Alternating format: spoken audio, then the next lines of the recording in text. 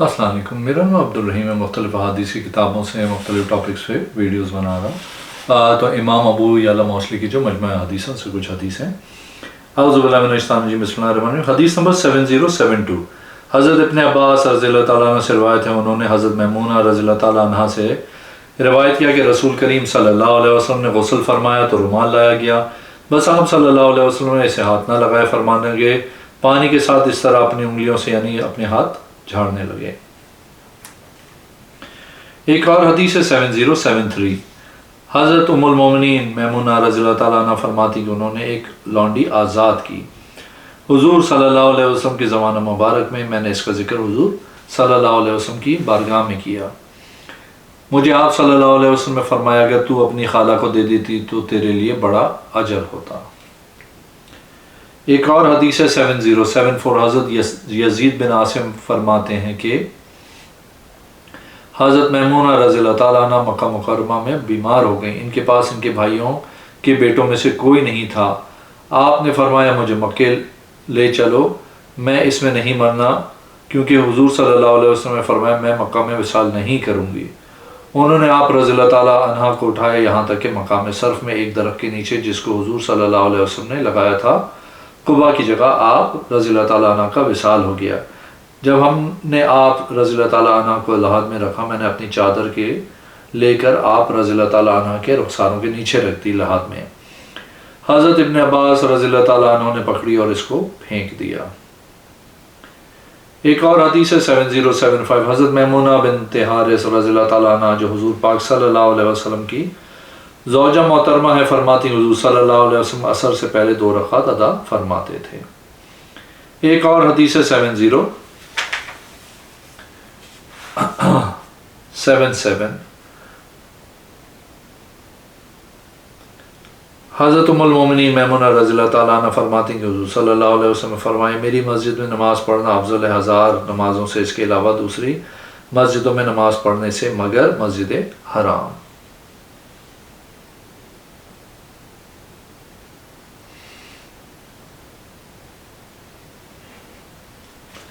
ایک اور حدیث ہے 7076، حضرت میمونہ بنت حارث رضی اللہ تعالیٰ عنہ فرماتی ہیں کہ رسول کریم صلی اللہ علیہ وسلم ایک دن ہمارے پاس تشریف لائے، فرماتی میں نے عرض کیا اللہ کے رسول کیا بات ہے، میں آپ کو ڈھیلا ڈھالا دیکھتی ہوں۔ فرمایا بے شک حضرت جبرائیل علیہ السلام نے مجھ سے آنے کا وعدہ کیا تھا، حالانکہ انہوں نے مجھ سے کبھی وعدہ خلافی نہیں کی۔ فرماتی ہیں بس آپ صلی اللہ علیہ وسلم وہ دن اور رات ٹھہرے، فرماتی ہیں بس آپ نے کتے کا پلہ جو ایک میز کے نیچے تھا جو اس گھر والوں نے حسین کے لیے تیار رکھی تھی، بس آپ نے اس کو صلی اللہ علیہ وسلم نے اس کو نکلوانے کا حکم دیا، پھر پانی منگوایا اور اپنے ہاتھ سے اس جگہ پہ چھڑکا۔ فرمایا آپ باہر تشریف لے جانے لگے کہ آگے سے جبرائیل آ گئے۔ آپ صلی اللہ علیہ وسلم نے فرمایا آپ نے میرے پاس آنے کا وعدہ کیا تھا۔ جبرائیل علیہ السلام نے کہا ہم ایسے گھر میں داخل نہیں ہوتے جس میں کتا اور تصویر، اور رسول کریم صلی اللہ علیہ وسلم نے کتوں کو مارنے کا حکم دیا، حتیٰ کہ اگر چھوٹی باغ کی رکھوالی کے لیے بھی تو آپ صلی اللہ علیہ وسلم قرض کی گئی، آپ صلی اللہ علیہ وسلم نے اجازت نہیں دی۔ ایک اور حدیث ہے 7077، حضرت ام المومنین میمونہ رضی اللہ تعالیٰ عنہ فرماتی حضور صلی اللہ علیہ وسلم نے فرمایا میری مسجد میں نماز پڑھنا افضل ہے 1000 نمازوں سے، اس کے علاوہ دوسری نماز میں مسجدوں میں نماز پڑھنے سے، مگر مسجد حرام۔ ایک اور حدیث ہے 7078، حضرت صفیہ رضی اللہ تعالیٰ عنہ فرماتی ہیں کہ میں حضور صلی اللہ علیہ وسلم کے پاس آئی، لوگوں میں سے کوئی مجھے اس سے زیادہ ناپسند نہیں تھا۔ آپ صلی اللہ علیہ وسلم نے فرمایا کہ تیری قوم نے یہ کیا کیا؟ حضرت صفیہ رضی اللہ تعالیٰ عنہ فرماتی ہیں میں اپنی جگہ سے نہیں کھڑی، جبکہ لوگوں میں سے کوئی بھی آپ صلی اللہ علیہ وسلم سے زیادہ محبوب نہیں تھا۔ ایک اور حدیث ہے 7079، حضرت صفیہ رضی اللہ تعالیٰ عنہ فرماتی ہیں کہ حضور صلی اللہ علیہ وسلم میرے پاس تشریف لائے، میں نے کندھوں کے درمیان کا ٹھنڈا گوشت آپ صلی اللہ علیہ وسلم کو پیش کیا، آپ صلی اللہ علیہ وسلم نے اس کو کھایا، پھر کھڑے ہوئے اور نماز پڑھی۔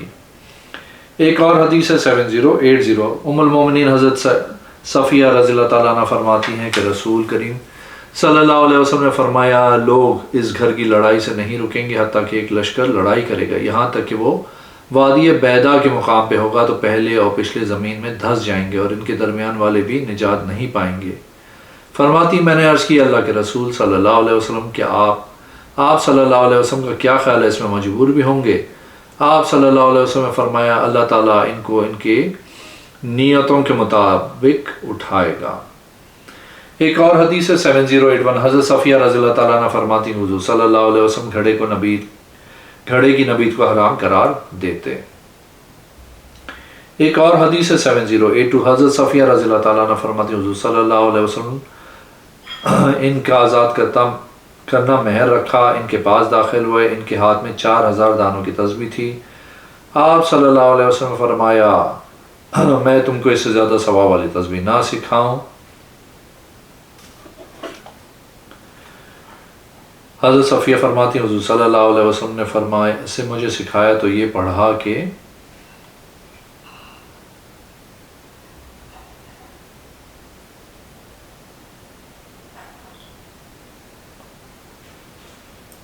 سبحان اللہ عدد ما خلق۔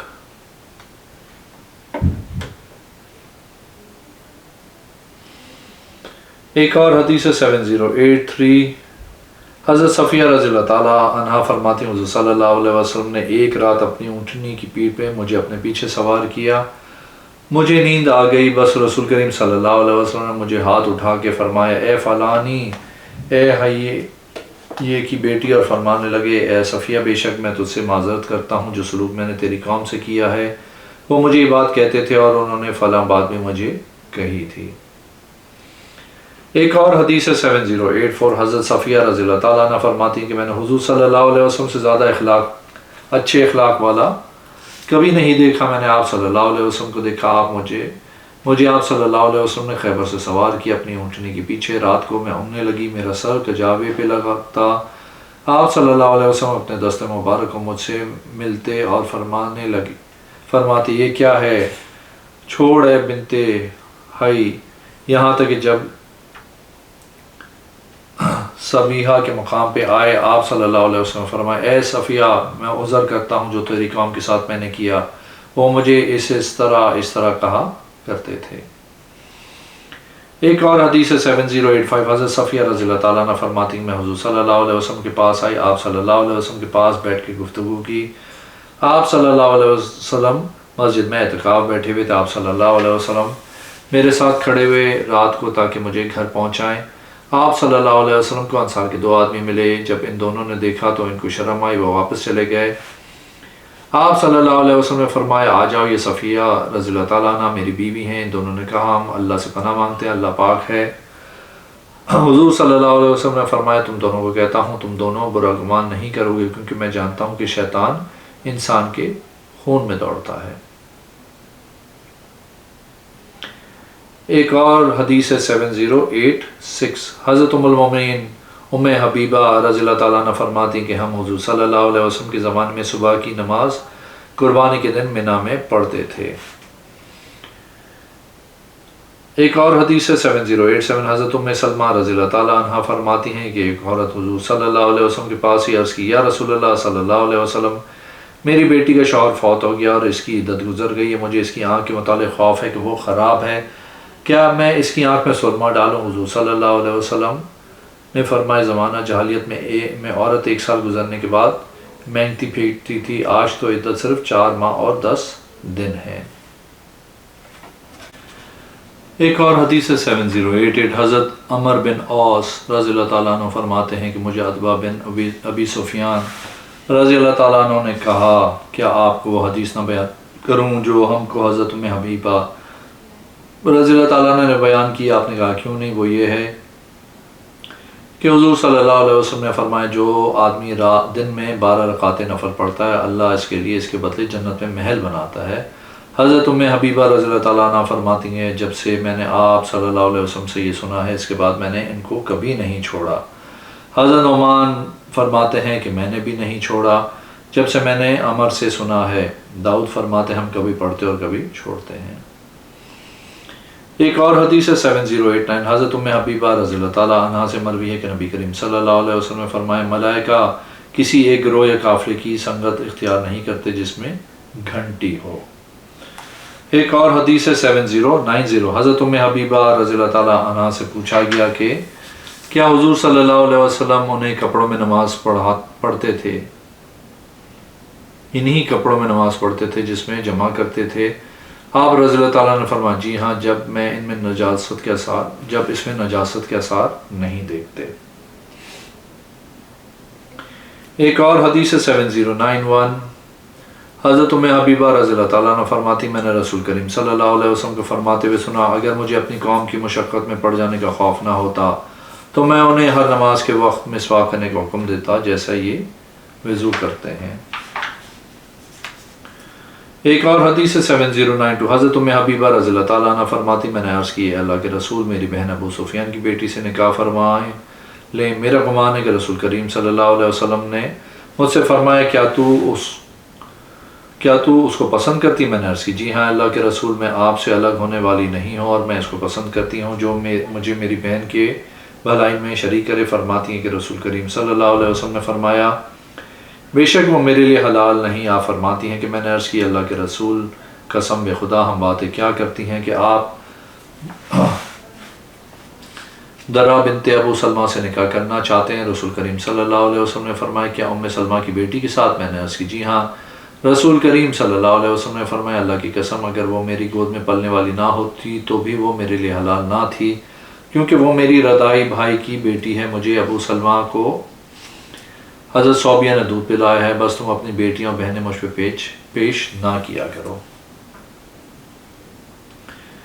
ایک اور حدیث 7093 حضرت نافع مولا عمر بن خطاب رضی اللہ تعالیٰ عنہ فرماتے ہیں کہ وہ مصاحف لکھتے حضور صلی اللہ علیہ وسلم کی ازواج پاک رضی اللہ تعالیٰ عنہ کے زمانے میں نے حضرت حفصہ رضی اللہ تعالیٰ عنہ سے وہ مصحف مانگا۔ آپ رضی اللہ تعالیٰ عنہ نے مجھے فرمایا جب تو سورہ بقرہ کی اس صورت کو لکھنے کے قریب پہنچنا تو اس وقت تک نہ لکھنا جب تک میں تیرے پاس نہ آؤں،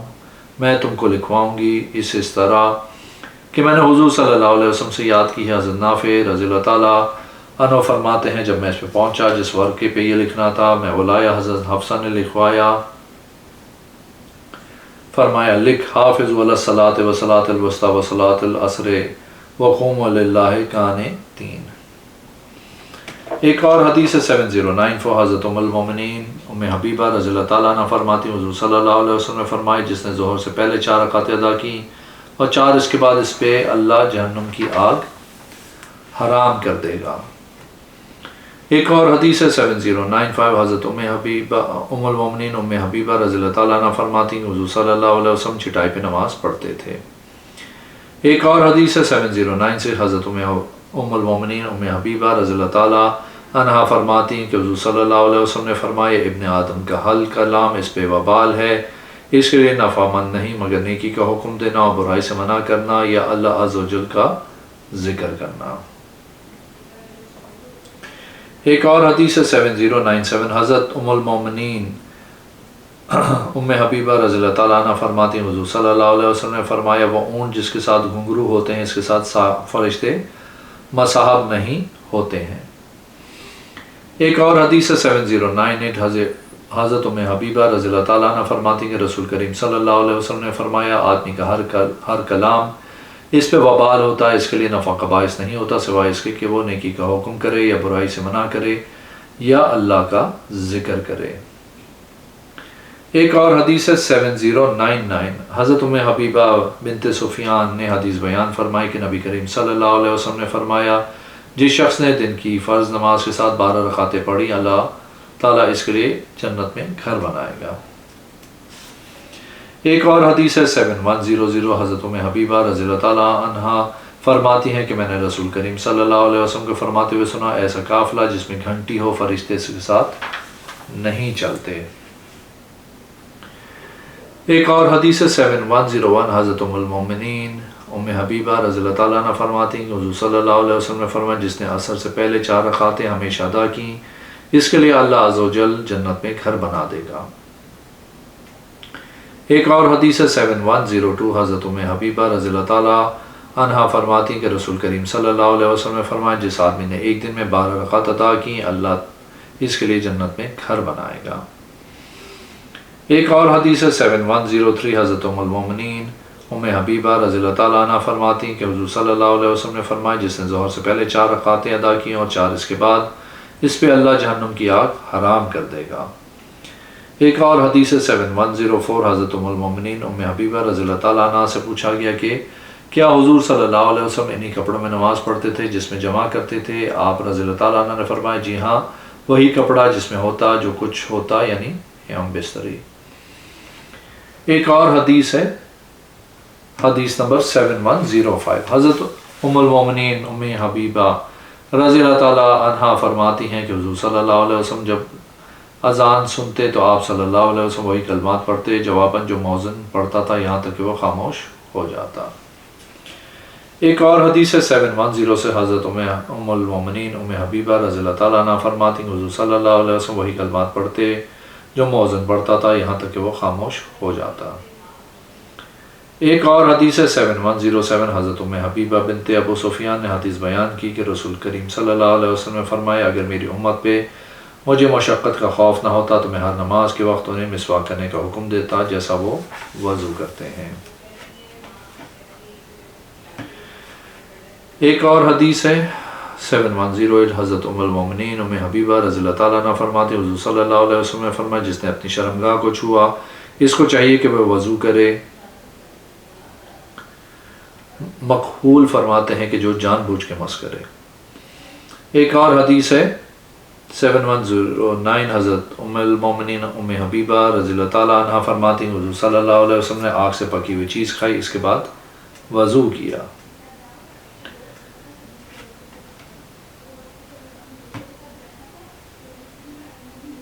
ایک اور حدیث 7110 حضرت ام المومنین ام حبیبہ رضی اللہ تعالیٰ عنہ فرماتی ہیں کہ حضور صلی اللہ علیہ وسلم جب اذان سنتے آپ صلی اللہ علیہ وسلم وہی کلمات پڑھتے جو مؤذن پڑھتا تھا یہاں تک کہ وہ خاموش ہو جاتا۔ ایک اور حدیث 7